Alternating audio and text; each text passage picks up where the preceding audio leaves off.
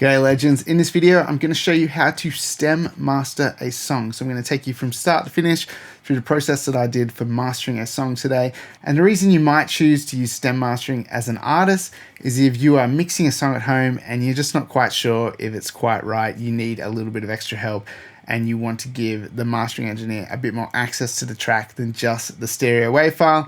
Breaking it down into stems like drums, bass, guitars, vocals, gives them room to rebalance things as well as play with EQ and fix things across all of the tracks, as opposed to just trying to fix it in the stereo mix. Now, I know what some of you are thinking, that just sounds like you're remixing the track, and it can get that way sometimes, especially depending how much work the track needs. You can really make a big difference to the sound.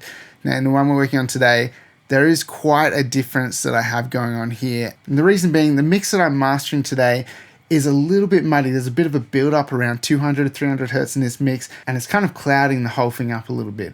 So what I want to do is clean that up, and then I want to make sure that everything's nice and punchy, nice and clear. You can hear everything really well, and that the balance is sounding pretty good. So the song we're working on today is by the Shot Foxes, and the song is called Tenderfield Whistle. So I'm going to show you the finished master here now, and then I'm going to show you what it sounded like before, and then I'm going to take you through the processing and how I went about doing this.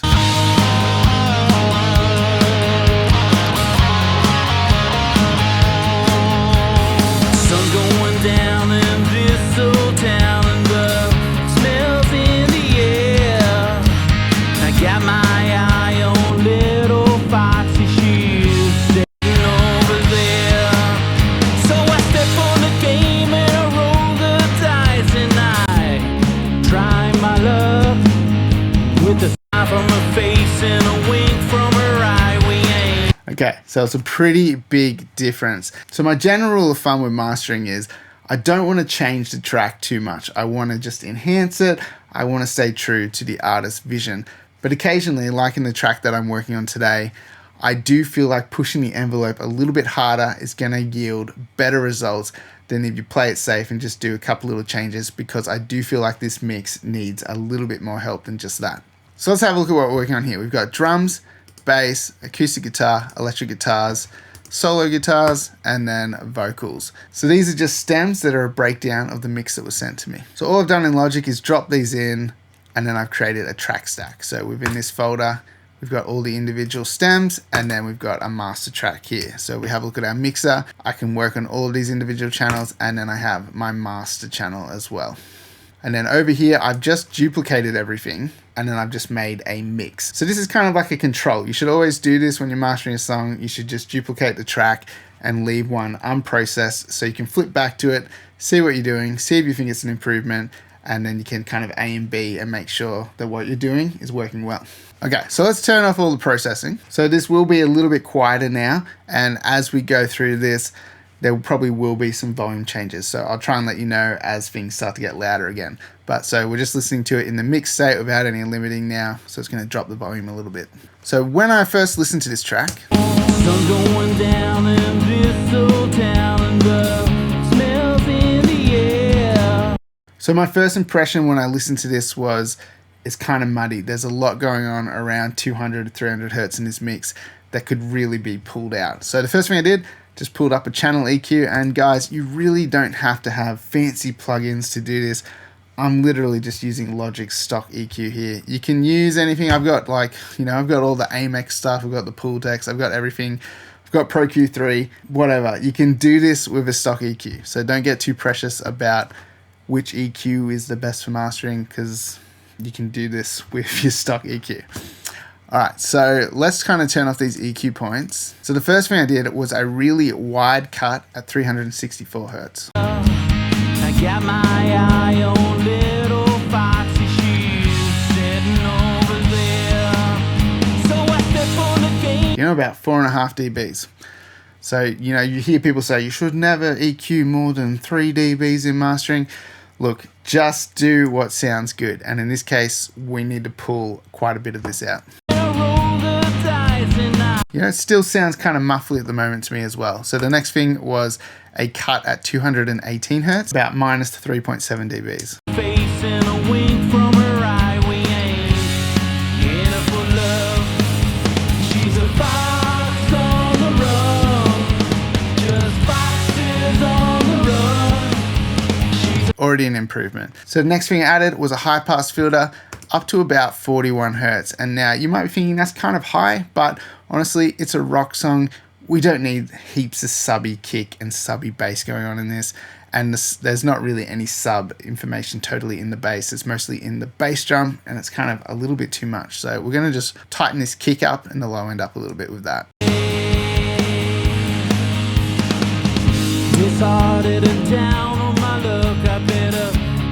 Yeah, sounds pretty cool.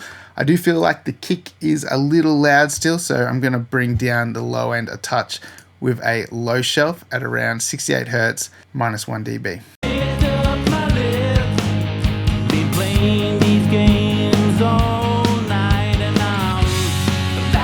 So it's already sounding a lot tighter now. Now we're doing a little cut at about 760 Hertz. So kind of getting a little bit of that annoying like radio mid-range, especially like in the vocals.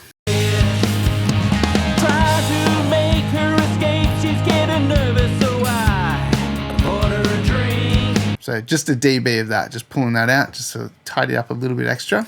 And then a little cut at 2.6K.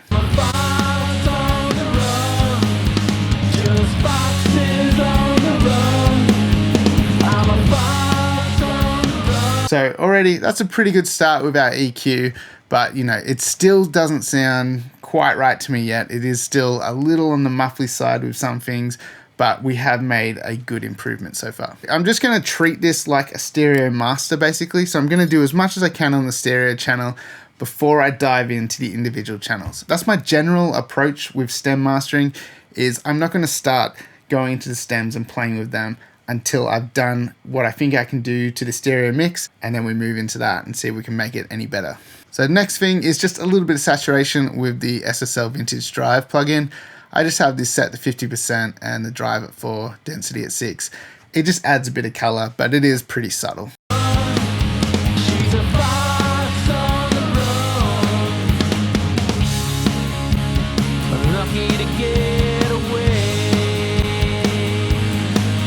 So the next thing I'm going to do is add some compression. Now, if this was a stereo mix down, most people will already have compression on their mix bus, but I'm assuming because this has been separated into stems, we kind of need to put a little bit of compression back on here to glue it back together. So I've just got the SSL Bus Compressor 2, and we're just doing a 10 millisecond attack with an auto release with a 2:1 ratio. It's fairly gentle, just trying to glue it together.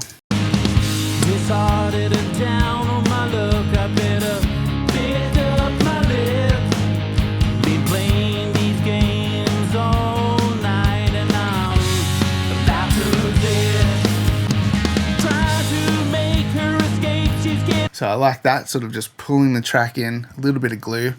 And then the next thing I pulled up was the SSL high frequency compressor.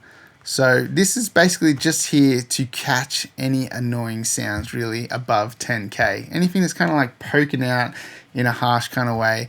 I've just got this here, and this becomes more useful as I start playing with the stems as well. So this is just going to stop any overly bright sounds peeking through.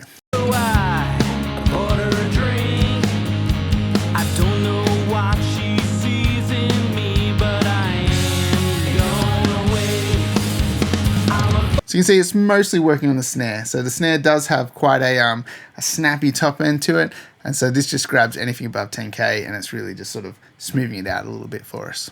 Now, next plugin, we're adding some excitement with the SSL Fusion Transformer.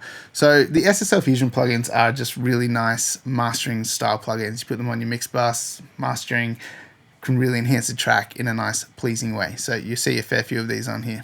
This basically is high frequency excitement as well as an LF extend, so low frequency extend, kind of makes the track feel a little bit deeper.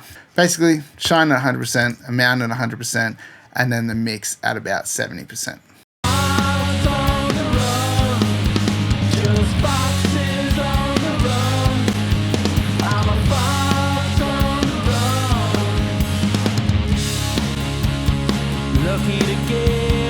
Just making the cymbals kind of nice and bright, adding a little bit of air.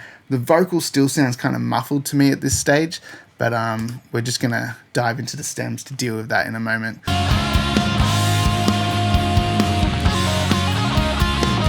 So we've cleaned up the low mids a little bit, but I do feel like the low end needs to be tightened a little bit. So I've pulled up the Wave C6, and I have Pro MB and all these other multiband compressors, but I still like to use the C6 every now and then. And basically just doing some low frequency and some high frequency compression. I just kind of want to massage the top and the low end, keep them a little bit more consistent. So I've boosted this up about 1 dB, and then I've got about a range of 4.5 dBs. And so I'm basically wanting to keep this sort of sitting in the same spot, but kind of moving around. So it's really controlling the low end without squashing it or without boosting the low end. So I want to keep it consistent. Don't know what she sees in me, but I ain't going away. I'm a fox on the run. And so I've got that set to about 170 hertz. There's quite a fair bit of stuff going on here that just needs to be contained. Foxes on the run. I'm a fox on the run. And you can see with our high frequency side as well, we've got this boosted about 1.2 dB with about a 4.5 dB range. And then this one's working a little bit harder because every now and then the cymbals hit, and the cymbals are quite bright, but I really don't want to lose the crack of the snare. So I want this to kind of suck in a little bit when that overly bright stuff happens.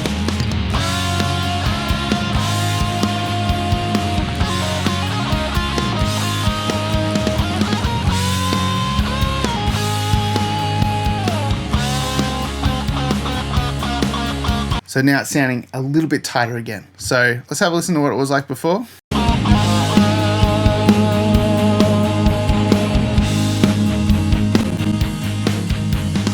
Nights getting colder, the horns getting harder, and There's quite a big difference, and sometimes that's hard to take on when you're listening because you feel like, oh, it sounds thin now.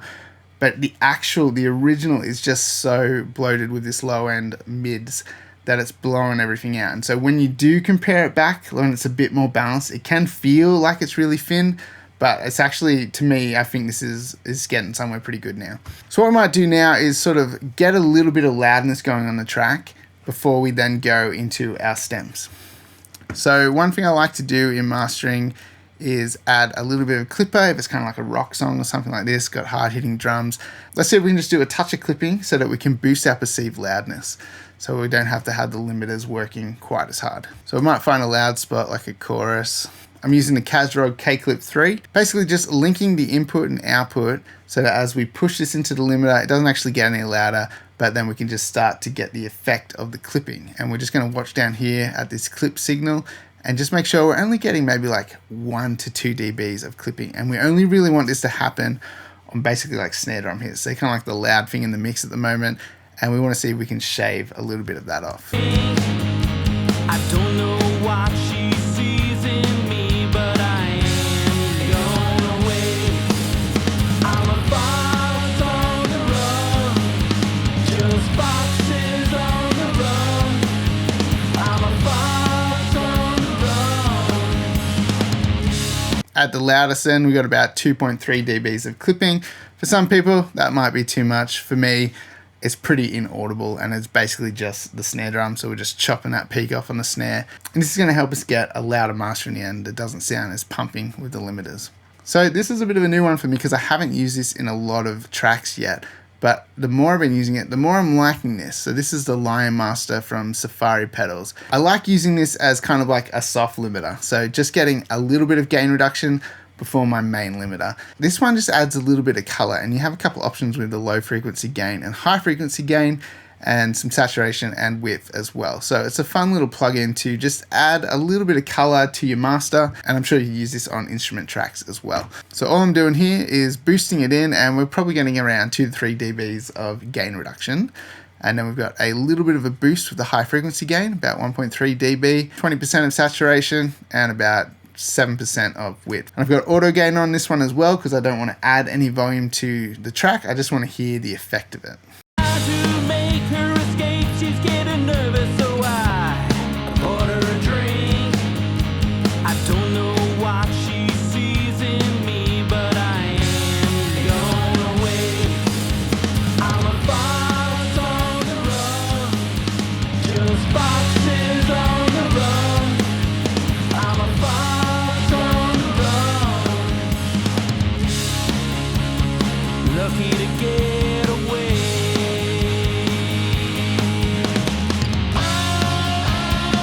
So it's an interesting plugin, and I do feel like it tames the transients in a nice way. It kind of rounds it out a little bit.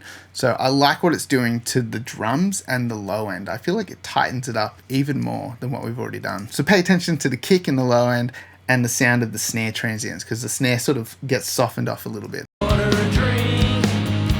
I don't know what she sees in me, but I ain't going away. I'm a boss on the run. Just boss. Cool, so we're getting about 4.6 dBs of gain reduction there. So it's generous, but pretty transparent, sounds pretty good. We're gonna move into Ozone now. So basically with Ozone, what I did here was actually ran the master assistant. So I like to do this sometimes because I do find it interesting to see what it does.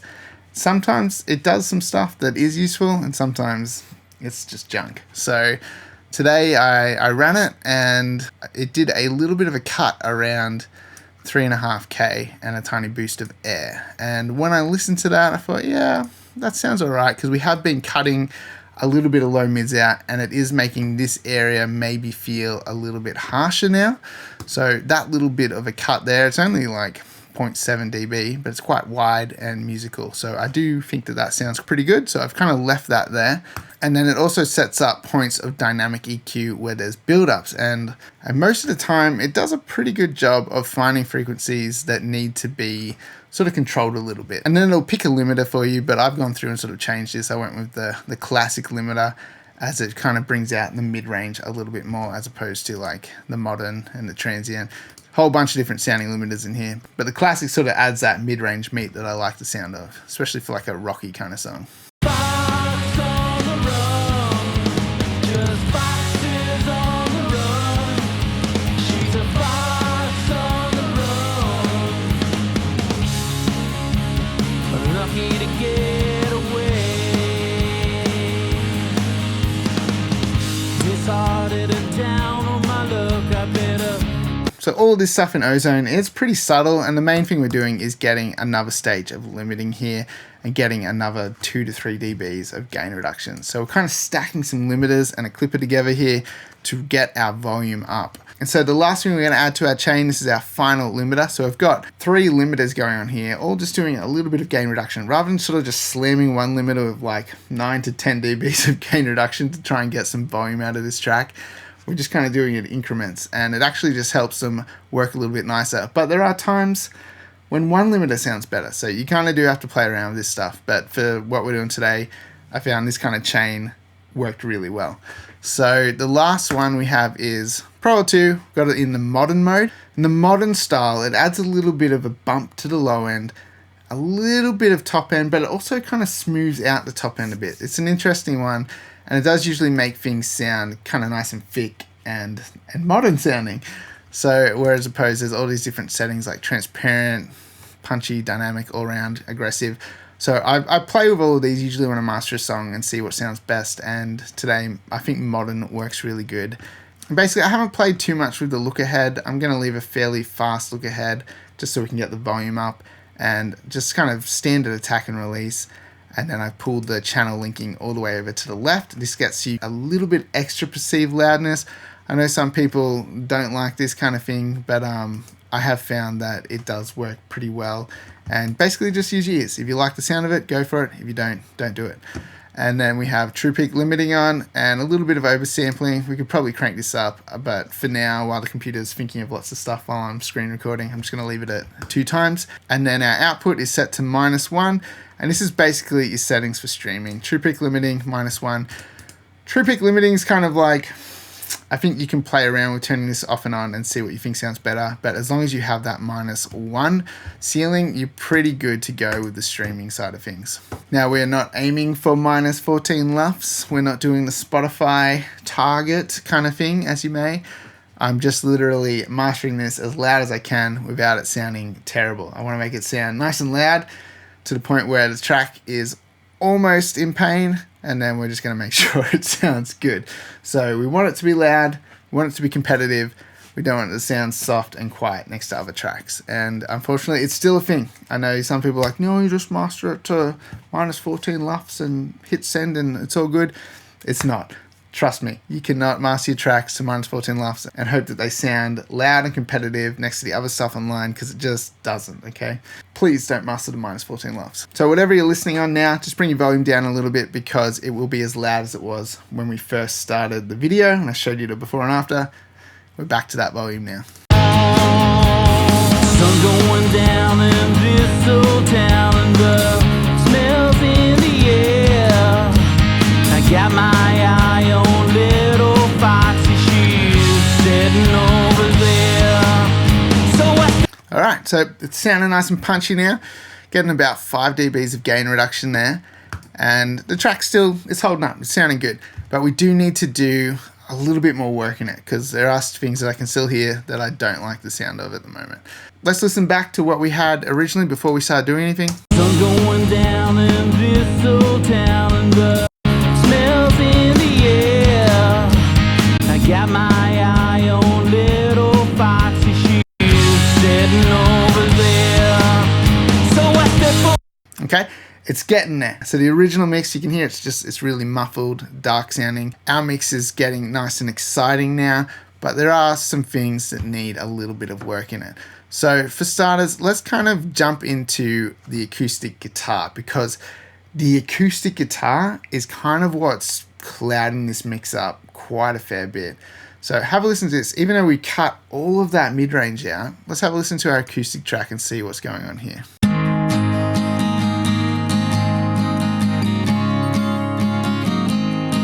It's still really bassy and got a lot of low mids in it still. Even after we did a lot of cutting, we need to do a bit more on the acoustic guitar to make room. We need to make room for the bass guitar, because it's kind of getting into the basses area a little bit. You know, we can pull up our multimeter and we can have a look at this. The bass guitar,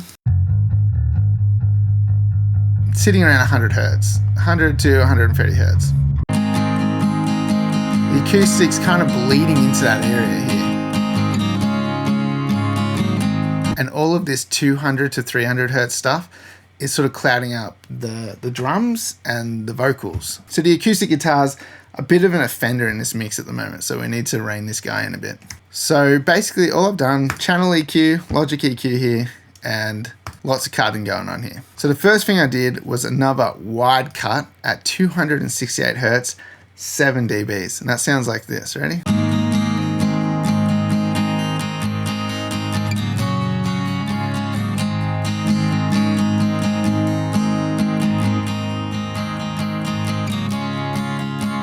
Sounds good. It kind of sounds like the guitar was maybe mic'd too close to the sound hole, because it is quite boomy sounding. So we want to just bring back that sort of boom out of the guitar, get a bit more mid-range in there so that it cuts through the mix. Probably don't need heaps of plectrum because we've got like the hi-hats going. So that's the next thing we've done, is a little bit of a cut on the high end, just to make sure that the plectrum, as we're cutting this low stuff away, the plectrum starts to become really apparent. So we're just kind of cleaning that up a bit with about a 3 dB cut from 5.8 kilohertz upwards.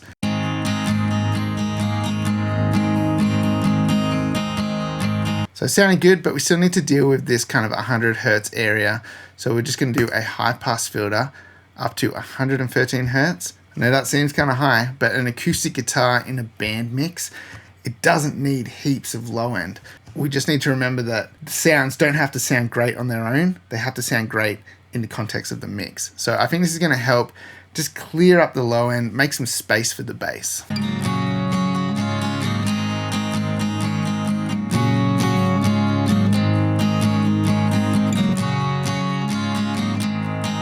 So we've made the acoustic guitar smaller, and that's kind of what this mix needs. The acoustic guitar needs to be smaller sounding. And then a little cut at 840 hertz, just because we're cutting all this stuff away, the mid-range is becoming more apparent. Just need to sculpt this a little bit, so just taking out a little bit of honky mids at 840 hertz.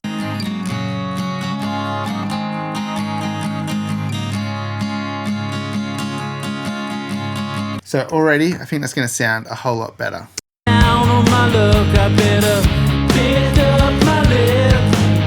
Been playing these games all night, and I'm about to lose it. Try to. So the drums are clearer, the bass feels clearer now. It's just cleared up the low end way nicer now. So the acoustic guitar was creating a lot of problems here. And so because of all that cutting, we lost a little bit of volume from the acoustic. I did boost it up about a dB on the channel down here as well. So everything was sitting around minus 6.6 before, and now it's at minus 5.6. So I did bring it up a little bit just to bring it back into the mix. And then let's have a look at our bass guitar now.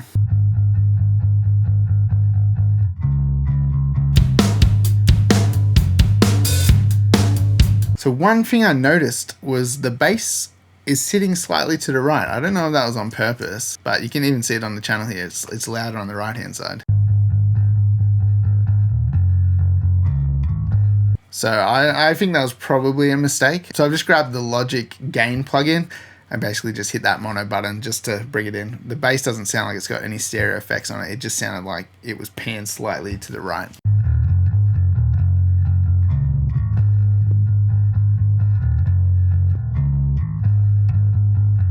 So yeah, now it's down the center again, which is where we want it. And so listening to the bass on its own, it's also a little bit boomy because it doesn't have any kind of clarity on the top end. You can't really hear the fingers, or if it's a pick playing, you can't really hear that stuff. It just sounds like all low end, and it needs a little bit of definition just to help it sit in the mix a bit nicer, I think.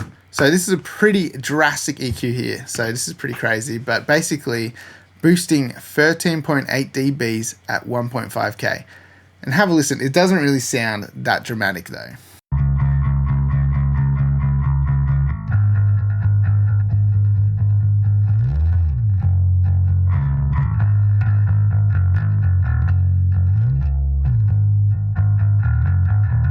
To me, that sounds way nicer. I can hear a little bit more definition of the notes, so you can hear the actual kind of percussiveness of the bass playing. This is going to give it a little bit more tone, help it cut through on smaller speakers a bit better, and I think that just sounds a little bit nicer, gives it a bit more definition in the mix.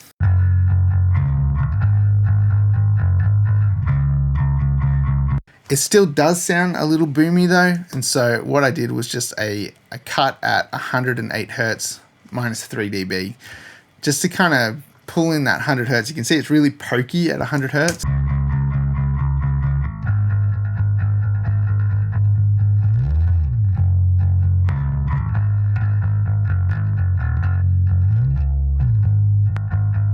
So we're giving the bass some character in the mix now. And then I just did one more little cut, about 2 dBs at 246 Hertz. It's kind of in that area where the acoustic guitar is hogging a lot of space. We don't need the bass heaps present there. There's already a lot of that going on. So just a little cut there, and I feel like the bass is now sounding way nicer.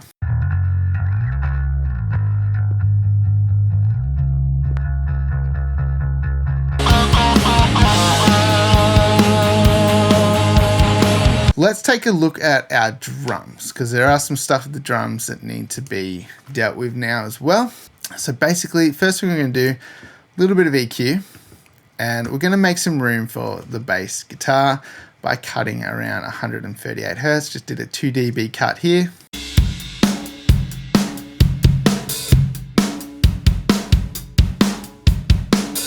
And then we've done a little bit of a cut around 372 Hertz.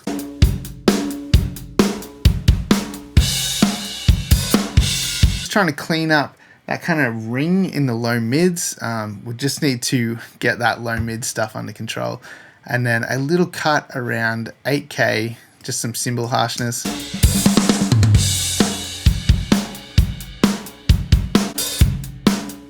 Overall, nothing too drastic, just trying to clean up the drums a tiny bit. Now the big thing with the drums is when the kick hits, you can hear it's really booming. It's like boom, and it rings a bit.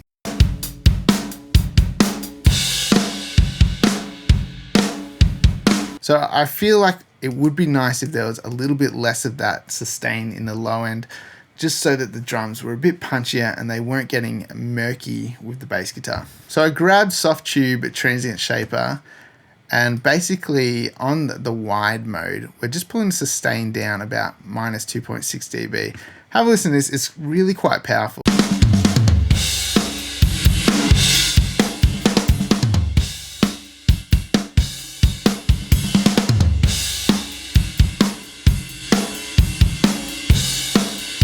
So you can really go crazy with it, but at the expense of maybe killing the drum sound. Just done about minus 2.6 dB.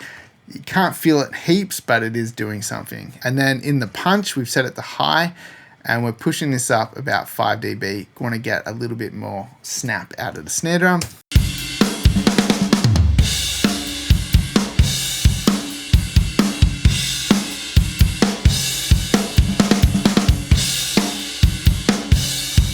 So it's definitely helping with the sustain in the drums, making them a little bit punchier. And then the main thing I'm hearing is the cymbals are getting a little harsh, and while I like the sound of the kick and the snare, I don't really want to pull high frequencies out of the drums and dull that stuff down. So what we're doing here is using the EASYCORE E² de-esser, and I have it on a auto high compression setting under overheads, and basically it kind of just compresses the high end and it gets rid of like harshness pretty good out of cymbals.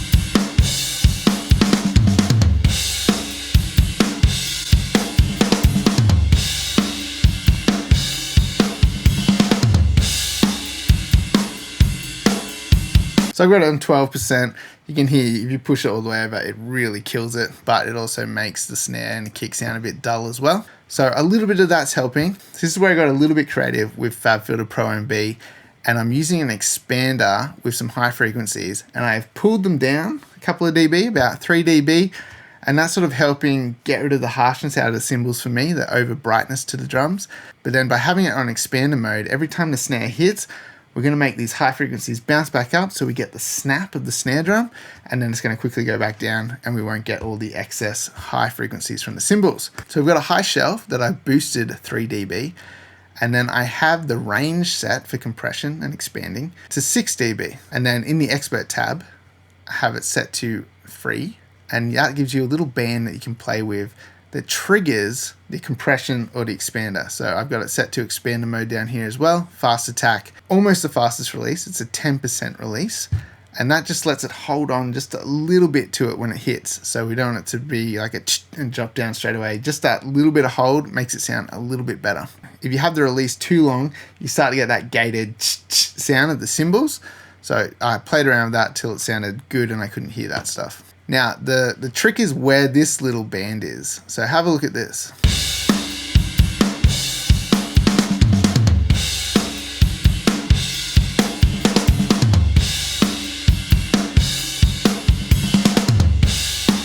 So pretty cool.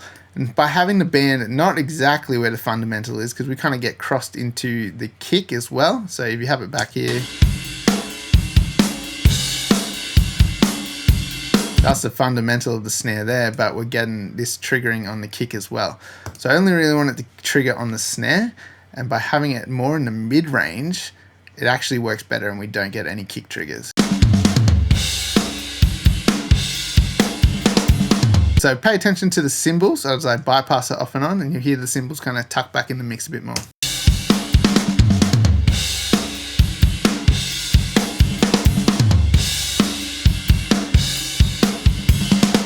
Definitely helping rein in the high frequencies on the cymbals.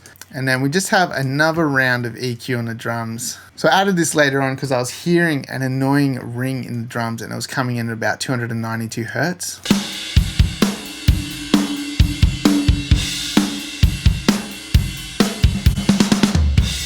And so it was kind of mudding up the mix. There's a bit of that across the guitars and everything, and that frequency is just creating problems within this mix. So doing a bit of a sharp notch and cutting about 6.8 dBs of that out of the drums just kind of helps clean that up a little bit.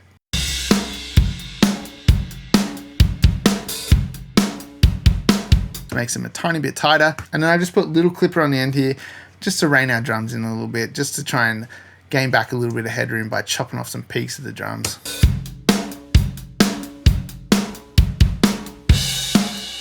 It's pretty subtle. You can't even really tell it's there, but it's just chopping off a couple of dBs and just keeping these drums under control. And again, it just makes it better for the limiting stage of the master. I said, hey, Foxy, let's go back to your den until the daybreak. And so the electric guitar, it's still sounding a little bit muddy. It needs a little bit of cleaning up. There's just sort of mid-range stuff going on that's not very pretty.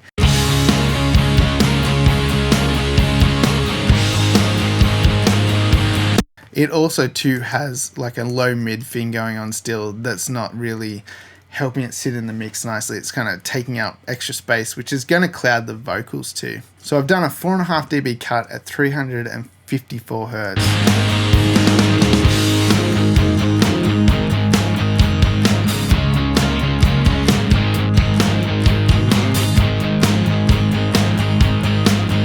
Create space, and that's what we want. We want some space for the vocal. And so because we're cutting a lot of stuff away, the top end is getting a little bit bright as well. So around 3.9K, 4K, we're getting a little bit of hiss in the guitar.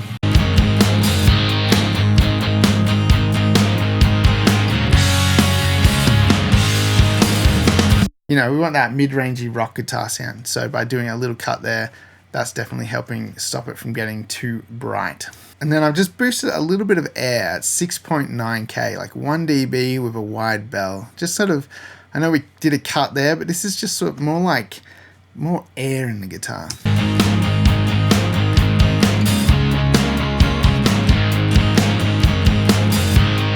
And then we also have a cut in the mids at 900 hertz, just where the guitar's just getting a little like honky now as well. Cutting all this stuff out, it's pronouncing the mid-range a little bit more.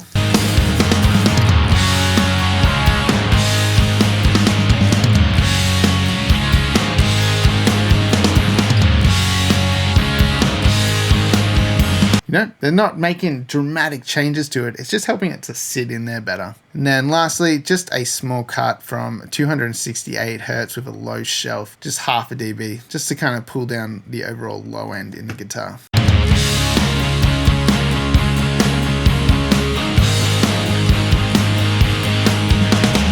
Just makes the guitar sit in the mix a little bit nicer. Now the solo, it just sounds a little bit like honky in the mid-range.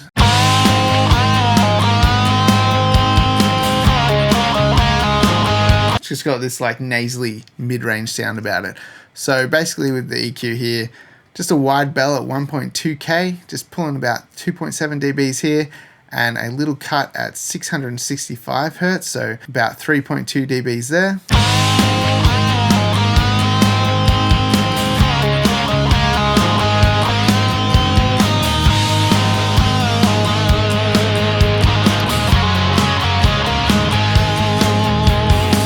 Might even just pull a little bit of air off the top of this as well.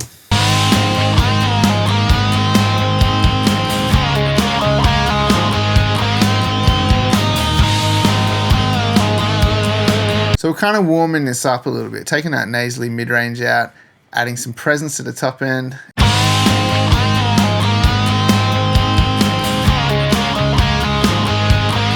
Like that sits in the mix a lot better. Without that EQ, it really pokes out in a kind of annoying way. Now, I also put a limiter on the front of this chain as well, so just our trusty Waves L2. That's because you can see over here, there's a really big spike on the solo guitar right here. And that could just be from a slow attack on a compressor, and then it's clamping down on the solo. And you can just see it goes, and the initial peak gets through.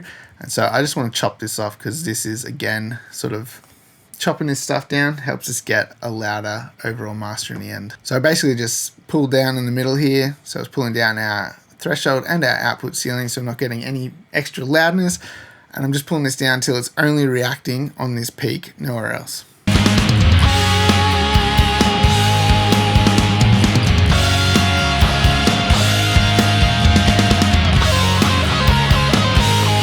Even on a couple of these little peaks here, it's sort of just touching it, but it's really chopping down this one over here. So let's have a listen to what we have here.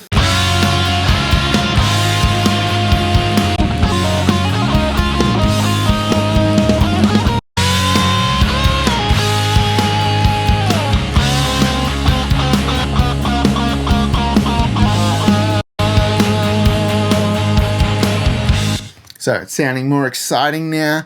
We can hear all the elements a whole lot better.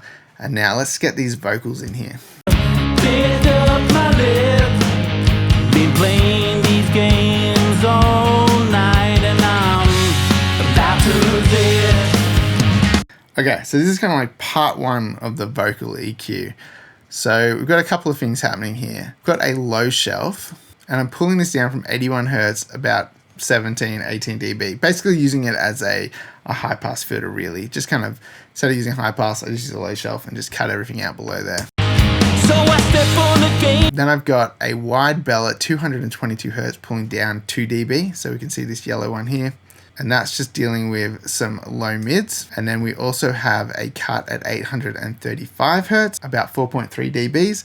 That's dealing with some of that sort of nasally honk in the vocal. And so then I've got a small boost at 6.3K, 1.2 dB. So just a little bit of presence up here. And then I've just got a high shelf cutting at 16.1K, about 5.6 dB.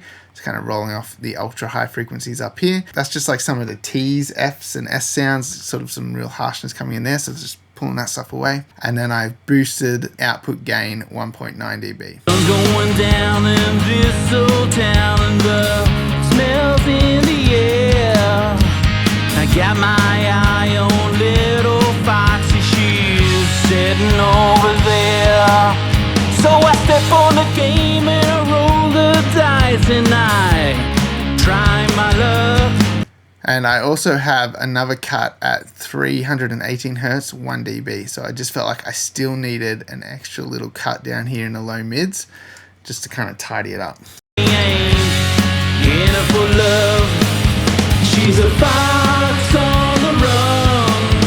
Just foxes on the run. So the vocals are feeling a lot more balanced now, a lot clearer.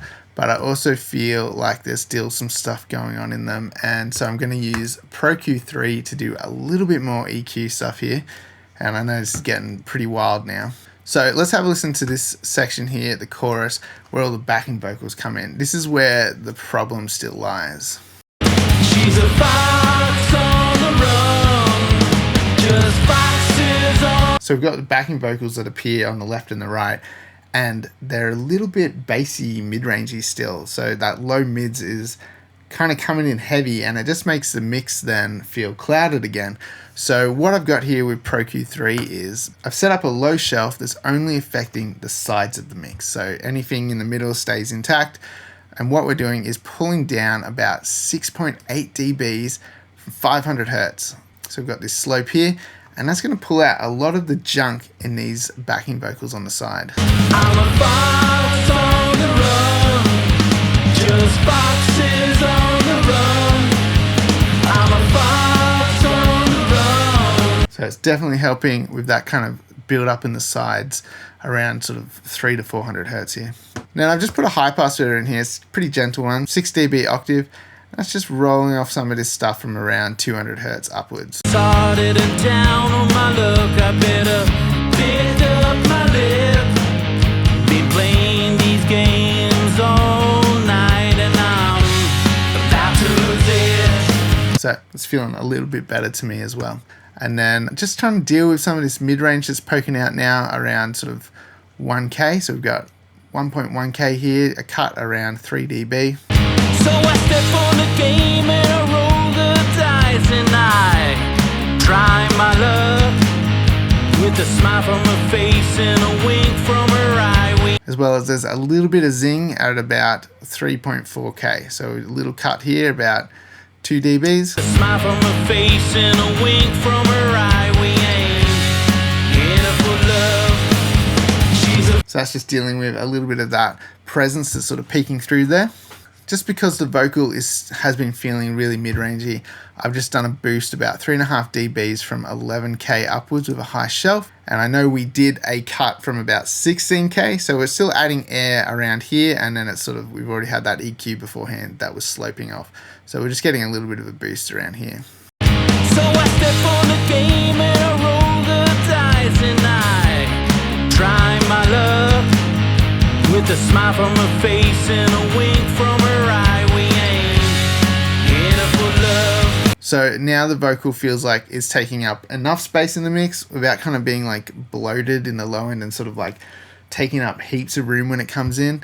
That feels a lot better to me. And overall now the balance of the mix feels way better. She's a fox on the run. Just foxes on the run. She's a fox on the run. Lucky to get away. Disheartened